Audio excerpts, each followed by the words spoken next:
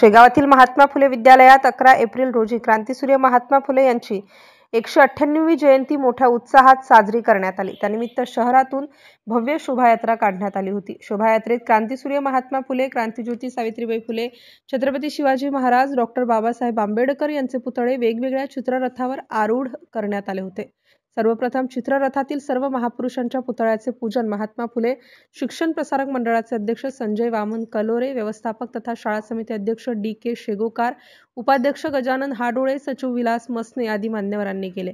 संस्थेचे अध्यक्ष संजय कलोरे यांच्या हस्ते फीत कापून आणि हिरवी झेंडी दाखवून शोभायात्रेची सुरुवात झाली। शहरातील शिवनेरी चौक, माणिक स्टोअर्स, गांधी चौक, डॉक्टर बाबासाहेब आंबेडकर चौक, गजानन महाराज मंदिर परिसर, महात्मा फुले पतसंस्था, संविधान चौक, गजानन महाराज मंदिर, पश्चिम द्वार मार्गे परत विद्यालयात येऊन शोभायात्रेची सांगता झाली। या शोभायात्रेदरम्यान विद्यालयाच्या विद्यार्थ्यांनी चौकामध्ये समाज प्रबोधनपर पथनाट्य तसेच लेझिम पथकाने लेझिम नृत्य सादर करून मिरवणुकीची शोभा वाढवली। MCN न्यूज मराठीकरिता रवी शेगोकार, शेगाव।